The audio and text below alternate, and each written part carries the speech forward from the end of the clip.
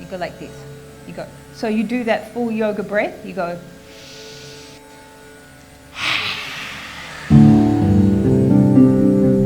That's it. We're going to do a few of those and try and cross your eyes at the same time. So, so you don't need to look at anyone. So it's like very personal breathing. Okay, so breathe a full yoga breath.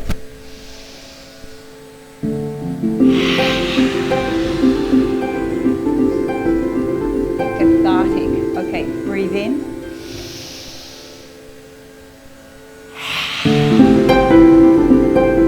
And just one more. Get all the stress, everything out. Yes. And now with your hands, patting your face. Arms. Waking up the body.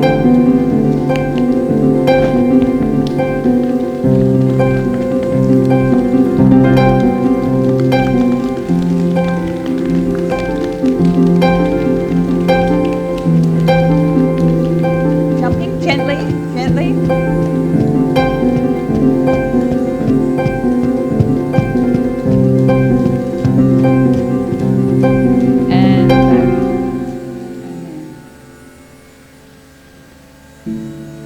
And just a few from the back of your chair, just a few little ups and downs.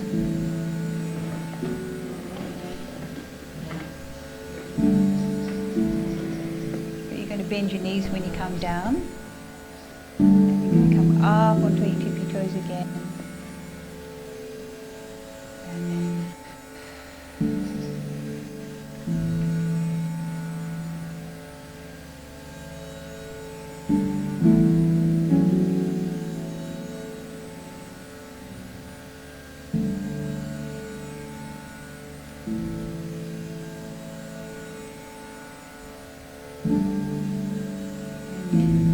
sitting down.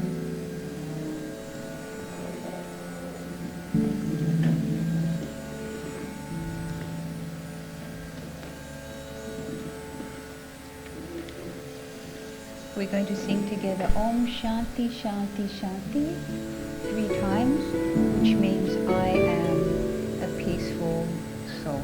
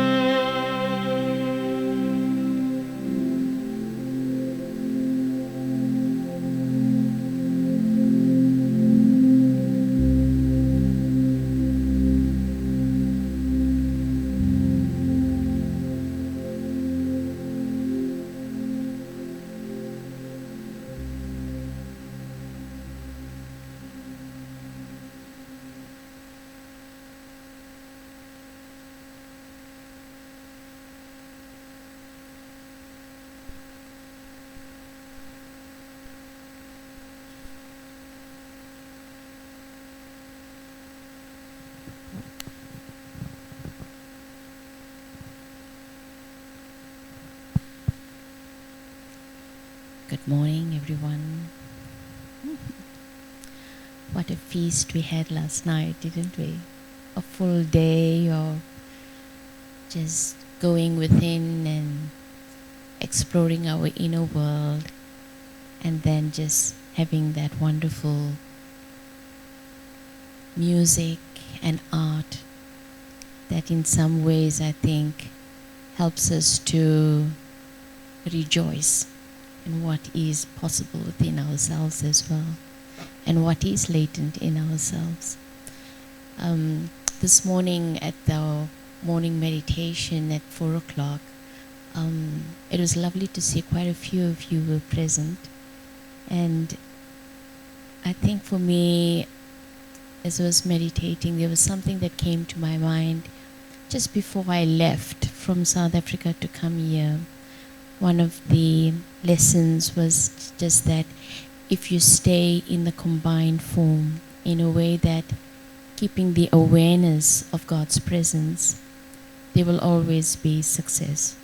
You never have to wonder, will this work or won't it work? But it's like that presence will carry that energy with you in what you do. And so the image that came to me was the God with 11 heads and 1,000 arms. And it was just that feeling that we stop being ordinary when we stay connected, and we become the gods with 11 heads and 1,000 arms. And so nothing becomes impossible, but we become instruments for something extraordinary to happen and work through us. So today is sort of trying to bring all the pieces together of our time together. And I'm sure the question is coming into your mind. This was a lovely few days, but when I go out of these gates, how do I sustain this experience? How do I carry forward this experience? How do I keep what I've taken from here alive in my awareness? So we're going to ask Sister Gayatri to offer us a few reflections on how we do that. Okay, thanks. Good morning. Did you sleep well? Are you rested? Are you relaxed? How is the soul? The body just was stretched out. The lungs are full of oxygen. And the soul. I'm sure the soul is doing real well.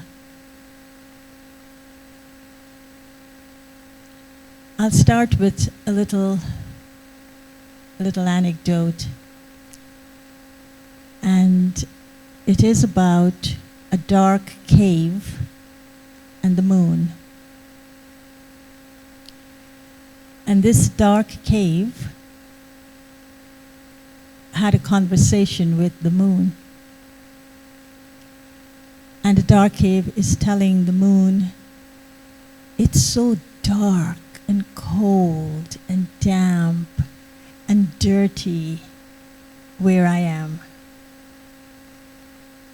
And the moon is listening, and the moon is trying to understand what the cave is communicating. So then, after a few conversations, the moon just wasn't getting it, couldn't relate to it. So then the dark cave got a bit frustrated with the moon and said, well, perhaps you need to come down and see what I'm talking about for you to understand it. And the moon accepted the invitation and visited the dark cave. And when the moon entered the dark cave, he says, where's the darkness? I don't see any darkness. And the cave itself said, I don't know what happened. And so this is the thing about the light that we're talking about. Whether you say it's enlightenment or light, remember to remove the darkness or heaviness within, I may be perceiving it as that, but when I connect to a source of light and invite that light into the darkness, that darkness is removed. And so today I wanted to, in preparation, because I know Charlie is going to go in, he's having a session this morning as well, and he will go more into connecting back to that secular world out there.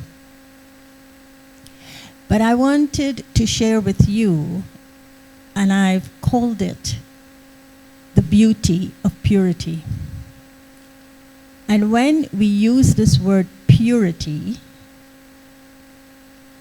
we are talking about the light in the soul.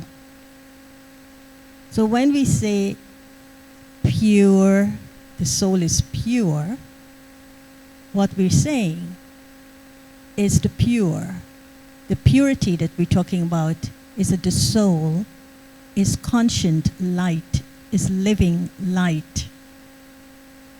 And it draws on that light to reclaim its pure state of being. I love the word you used yesterday, Antoinette, when you say awe. The word awesome is well known, but the word awe on its own is still very rarely used. So this is how I see purity. The pure light of the soul is awe, not abstinence. And one of the reasons we resist the word purity is because we see it as abstinence. But actually, if you see purity as pure light of the soul, and it is the way for the soul to reclaim its beauty, then it's awe. I'm in awe of myself. I'm in awe of my spark. I'm in awe of the spark of the other. And so awe, according to positive psychology, according to Jonathan Haidt, it's one of the most elevated experiences of the soul. And Jonathan also wrote on purity a lot. He's researched it. And so today I want to take you through some of the aspects of what I'm calling the beauty of purity, and to maybe delve a little bit into this light of the soul through which we reclaim that pure state of being. The first aspect, why I'm saying this to you before I go into that, is you got a booklet yesterday as a gift, and it's called Subtle Signals. When we leave here, we're going to be perhaps navigating the uncertain times outside. So we'll be navigating through a lot of uncertainties. But we need to be prepared in a subtle way to respond to the uncertainties that we will face. So the guarantee is not that you've come here and you will go back to the other side of life and everything will change and the world will become like Bali, like this little Shangri-La here. No, we know that we're preparing ourselves for uncertain times. But what is it? How is it I'm going to prepare myself to respond and not to react? To be stable and not to shake? To be the one who can make a difference and not to become a victim of my situations and circumstances? So that Subtle Signals book, I would say to you, every time you hit a rock, open the book and read something, and it will guide you subtly. But I would also like to offer you a GPS to navigate yourself through these uncertain times. And the GPS is, when I got my first GPS, the brother who got it for me said, "Here, your GPS, God protect sisters." And now when I think of a GPS to take us through uncertain times, to navigate through these uncertain times, I think of it as God provides signals. And how do we pick up on those signals? How do we recognize those signals? So during the past days here, we have been working at various levels to touch the subtleties of the soul as the soul lives through the body and through the natural world and with our fellow human beings through relationships. And so I've come up with what I call subtle skills.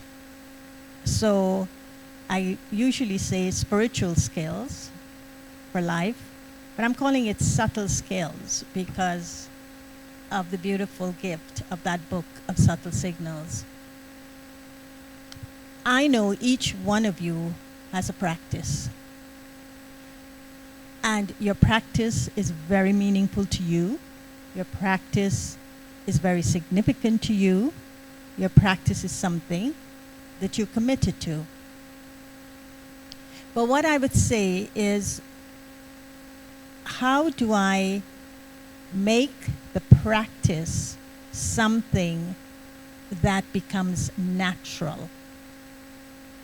So one is awe of the purity of the light of the soul, but the other is making my practice and my being, what I do and what I am, very aligned to and there's no kind of space there, there's no kind of resistance there, but it's a natural flow. So being in this environment, I'm sure many of you felt very natural to be in this environment.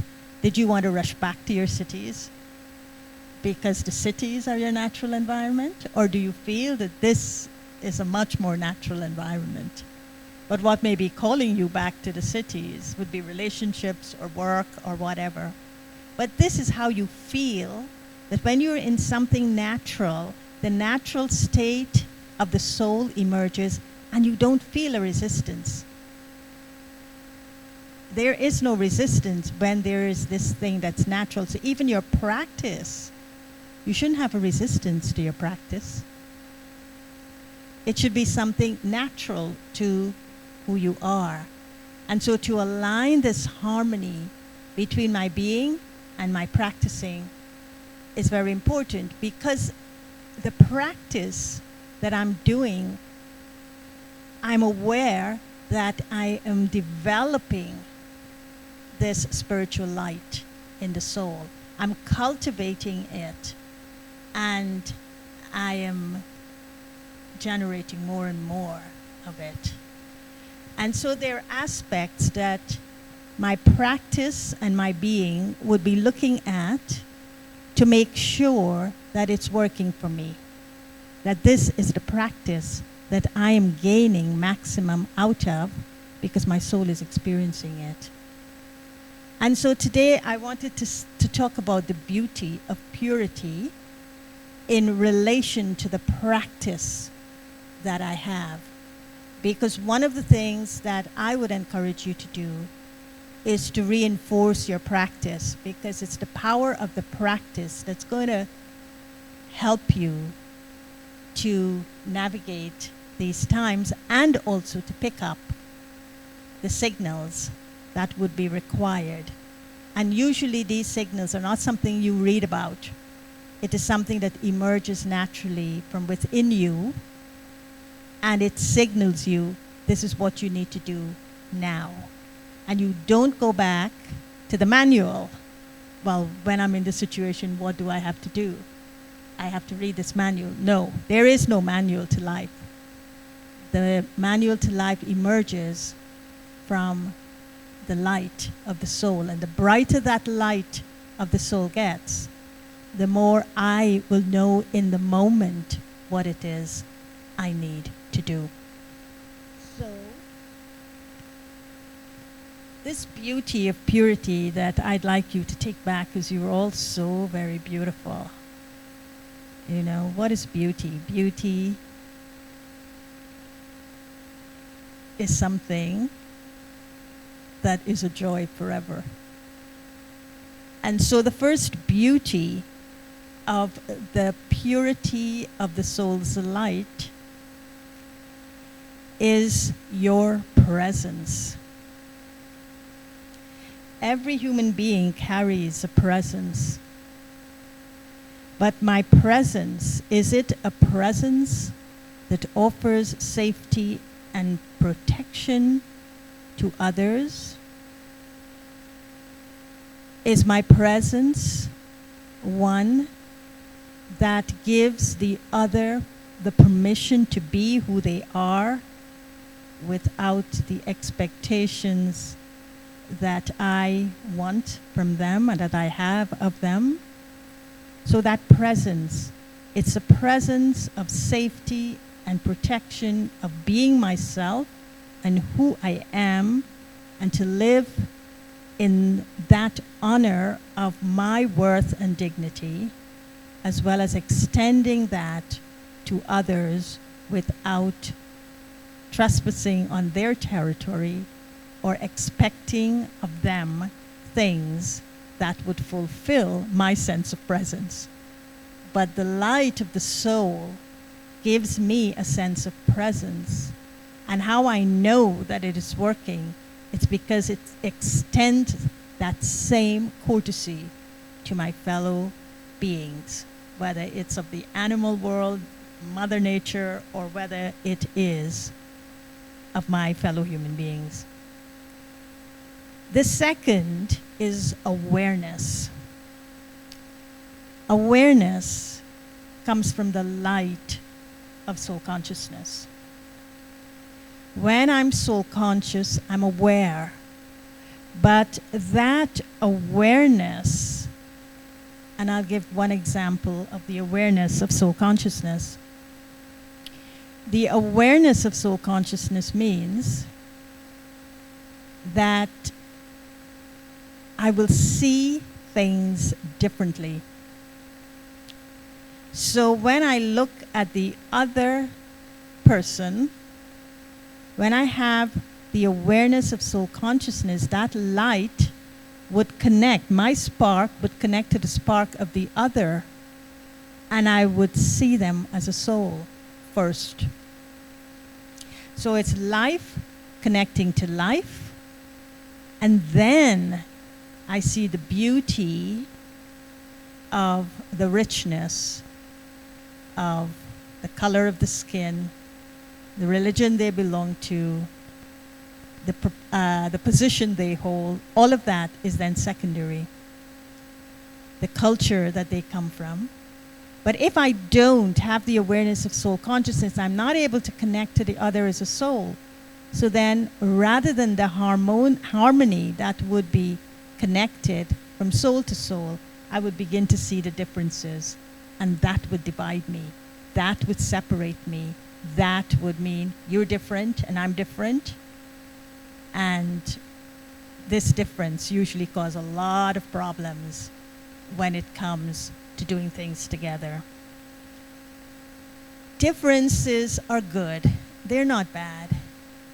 But it's the lens with which I look at them and how I appreciate them, and how I don't see them as threats to protect myself and therefore violate the other to do just that.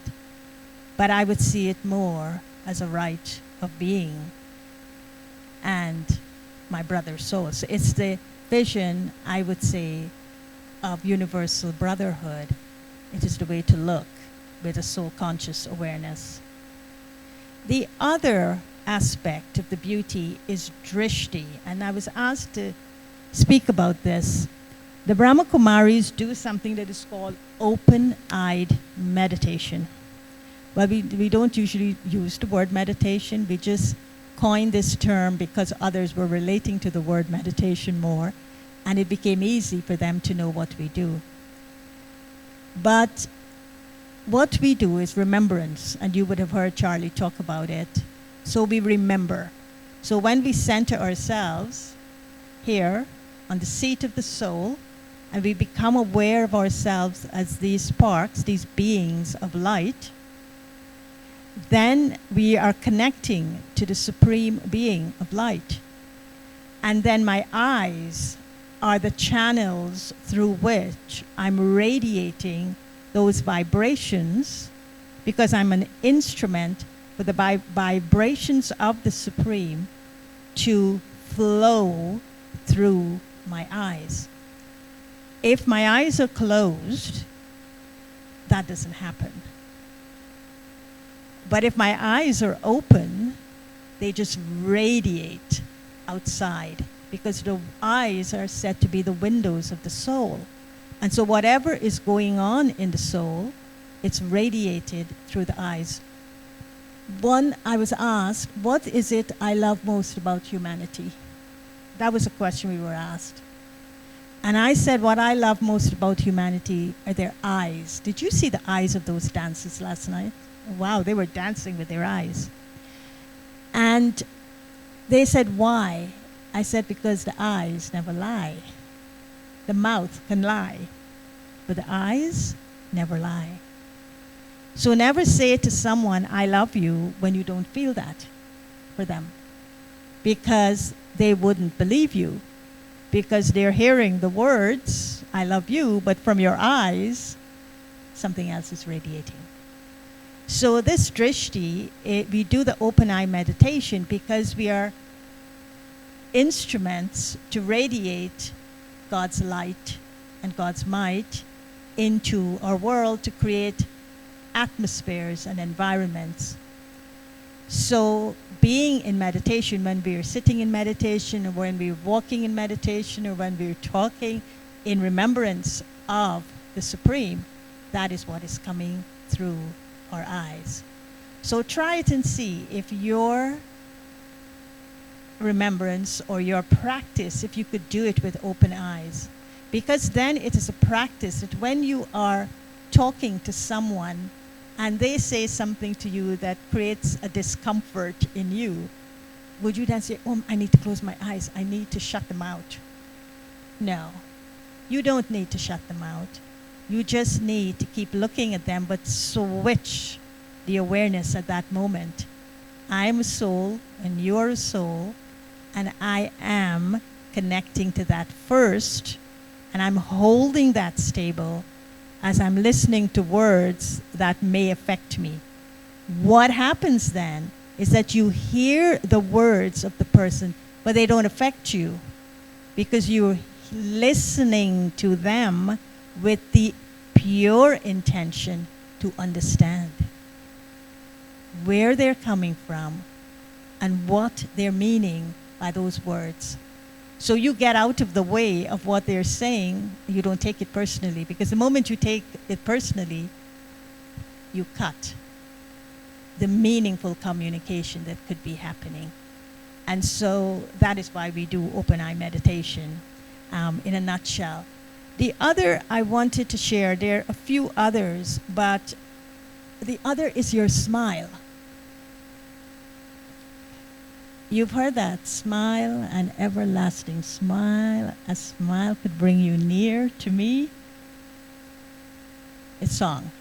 When all else fails, you burst into song. Or you go back to lyrics of songs. And so your smile says a lot. And so when you smile, you actually manifest. If you're connected and you smile with another, you're connecting them to three things. You're connecting them to a truth of that moment that you're sharing with them, the truth that is embodied in that moment that you're connecting to them. And that truth is a sense of belonging, a sense of I am because you are, a sense of we're together in this. The other you do is that there is a benevolence, and that smile is saying, how can I help you? How can I support you? What can I do to make a difference? And the third is that Mona Lisa smile. That smile that carries a secret. The secret of the beauty of our beings when they come together. The beauty of our beings. So a smile would have these three things. The truth of the moment, the benevolence that is offered, and the beauty of the being. The other that I want to share, and then maybe I'll close because Heather will then take us into a beautiful experience, are words. The words that we speak, they are very, very important. You know, it was Gandhi who said, words once sounded cannot be recalled, cannot be deleted. So it's also said that words create worlds. But where do words emerge from?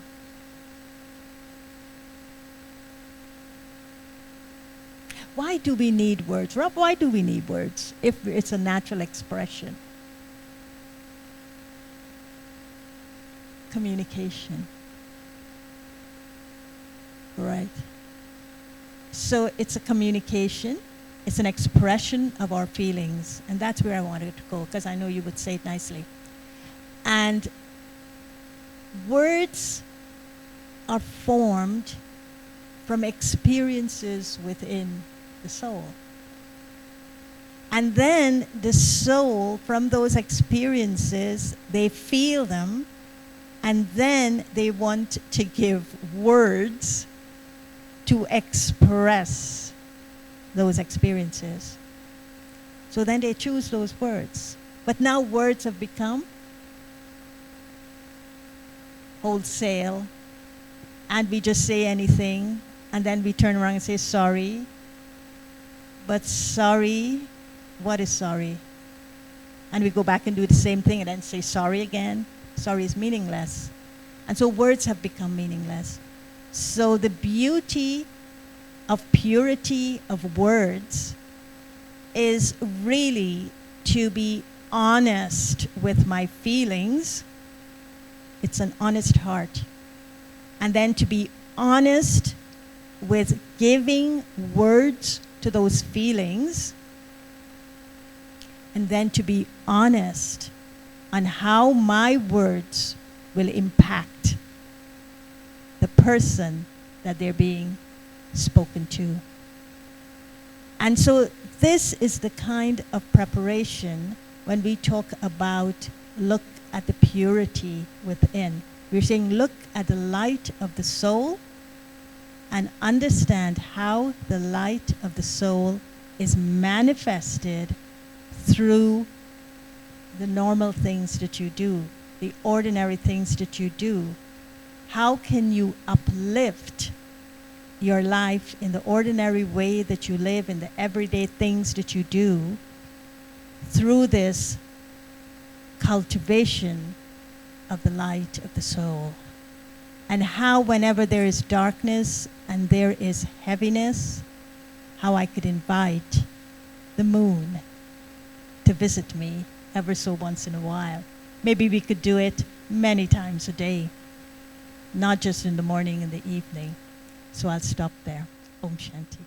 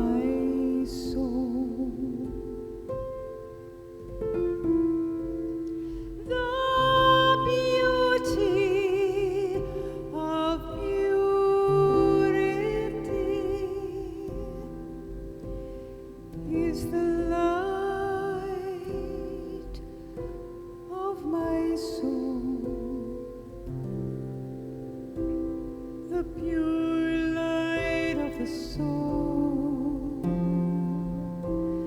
I'm in awe of the light.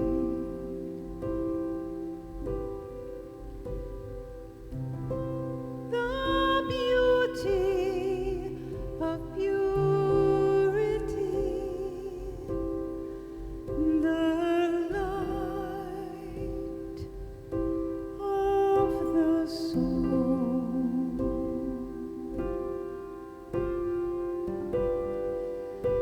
The natural flow.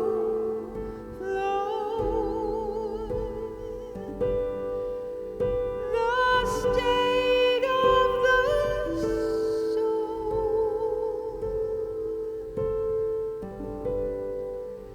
The presence of presence is merged with the beauty.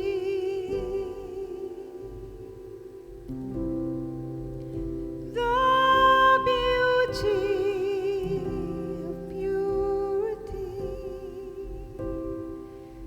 is the light of the soul.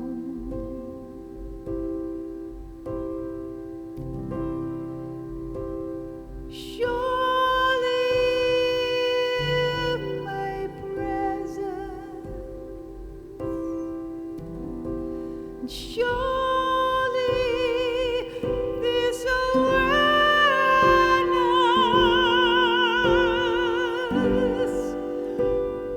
surely this drishti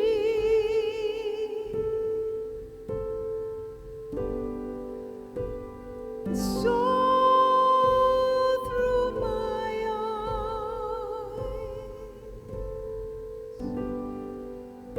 I radiate light, the light of my soul.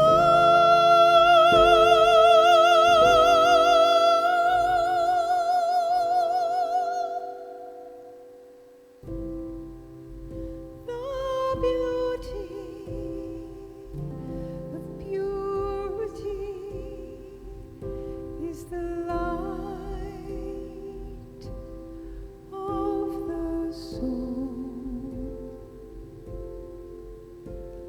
Smile